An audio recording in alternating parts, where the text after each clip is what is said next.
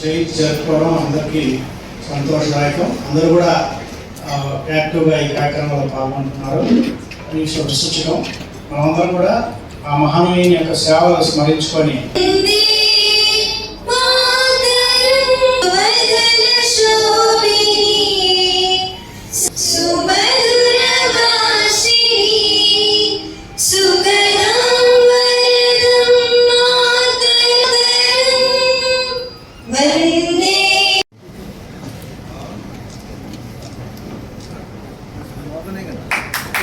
बाबू जगजिंदा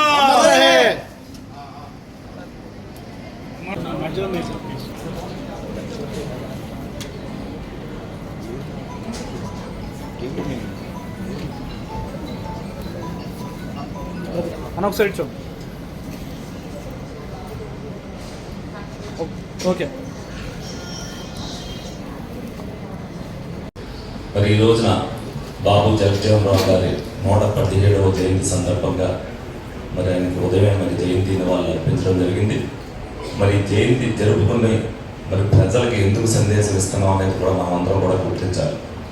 ఆయన ఏం చేశారు అనేది మనం అందరం తెలుసుకుంటాం.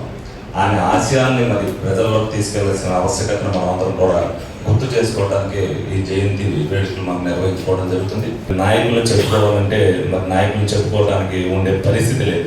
మరి ఆయన ఏదైతే ఆశయాలను తీసుకెళ్లారో అటువంటి ఆశయాలు తీసుకెళ్ళడానికి ప్రతి ఒక్కరు కూడా మనం కూడా ఆ స్ఫూర్తితో పనిచేయవలసిన బాధ్యత మన మీద ఉంది. అటువంటిప్పుడే మన సమాజాన్ని మార్చగలసిన పరిస్థితి ఉంటుంది చెప్పి మరి ఏలూరులో మరి ఒక స్టాచ్యూని మరి మంచి సెంటర్లో నిర్ణయిస్తే దాన్నే గవర్నమెంట్ ప్రోగ్రామ్గా చేస్తున్నందుకు నాకు కూడా గర్వకారణం. ఎందుకంటే మనం అటువంటి తీసుకెళ్ళినప్పుడు వాళ్ళకు కూడా అది ఎవరు కూడా మరి ఎవరైతే దళిత సోదరులు ఉన్నారో అది జీవితకాలం మర్చిపోలేదు ఇక్కడ ఎవరు పెట్టారనేది. అటువంటి స్ఫూర్తిదాయకమైన పనులు మనం చేయవలసిన బాధ్యత మన మీద ఉందని సందర్భంగా తెలియజేస్తూ మరి దళిత సోదరులు అందరూ కూడా ఆయన స్ఫూర్తిని తీసుకెళ్లడంలో మరి ముందుకు కృషి చేయాలని సందర్భంగా వాళ్ళందరూ కూడా వినియోగించుకోవడం జరుగుతుంది. Thank you. కూడా నా ఆశీస్సులు తెలియజేస్తున్నాను. మరి బడుగు బలహీన వర్గాల ముద్దుబిడ్డ బాబు జగజ్జీవన్ రావు గారి 117వ జయంతి సందర్భంగా వారికి మనందరం కూడా ఘన నివాళులు అర్పించుకుంటూ ఈరోజు వారిని స్మరించుకోవడం జరుగుతుంది. ఒక గొప్ప సంఘ సంస్కర్త, స్వాతంత్ర సమరయోధులు, రాజకీయవేత్త, కార్మిక సంఘ ఉద్యమ నాయకులు, అటువంటి మహనీయులు ఒక బడుగు బలహీన వర్గాల నుంచి వచ్చినటువంటి ఆయన 40 సంవత్సరాల పాటు కూడా మరి పార్లమెంట్లో వివిధ మంత్రి హోదాలో వివిధ మరి మంత్రి పదవులను చేపట్టడమే కాకుండా భారతదేశ ఉప ప్రధానిగా మరి ఆయన ఎన్నో సేవలు అందించారు. మరి దళిత బాబు జగజీవన్ రామ్ గారి జయంతికి ఫస్ట్ ఆఫ్ ఆల్ అందరికీ శుభాకాంక్షలు. ఇది చాలా ఇంపార్టెంట్ డే మనకి. పర్సనల్గా నేను చెప్పాలంటే చిన్నప్పుడు మా ఇంటి దగ్గర ఒక భవన్ పేరు డాక్టర్ గారి పేరు పెట్టి ఉండేది. అట్లే అక్కడ విగ్రహం ఉండేది. చాలా చిన్నప్పుడు ప్రైమరీ స్కూల్కి వెళ్తున్నప్పుడు అసలు ఫస్ట్ చదవడం జరిగింది జగజీవన్ రామ్ గారి లైఫ్ ఏంటి, లైఫ్ హిస్టరీ ఏంటి అని. దానిలోంచి మనం నేర్చుకోవాల్సిన థింగ్స్ చాలా ఉన్నాయి. అసలు ముందు సార్ పోరాటంలో పాల్పంచుకున్నారు. అప్పుడు కాంట్రిబ్యూట్ చేసిన తర్వాత అక్కడే ఆగిపోకుండా పోస్ట్ ఇండిపెండెన్స్ విలువలతో కూడిన రాజకీయాలు అంటే ఏంటో చేసి చూపించారు.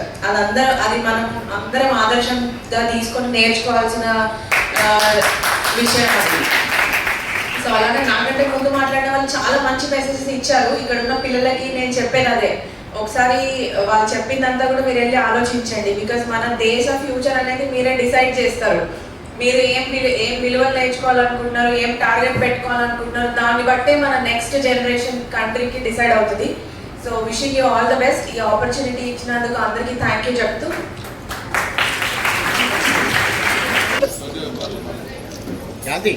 जय भीम बाबू जगजीवन राम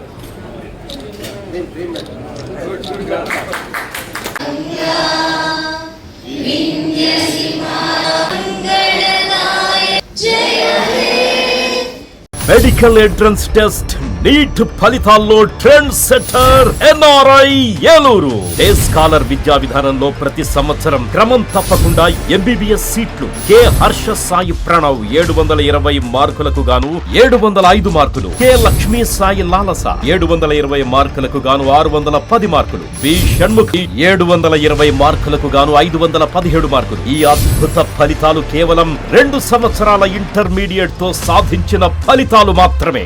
లాంగ్ టర్మ్ విద్యార్థులతో సాధించిన ఫలితాలు కాదు కాదు కాదు. ఎన్ఆర్ఐ జూనియర్ కాలేజ్, ఎన్ఆర్ పేట, ఏలూరు.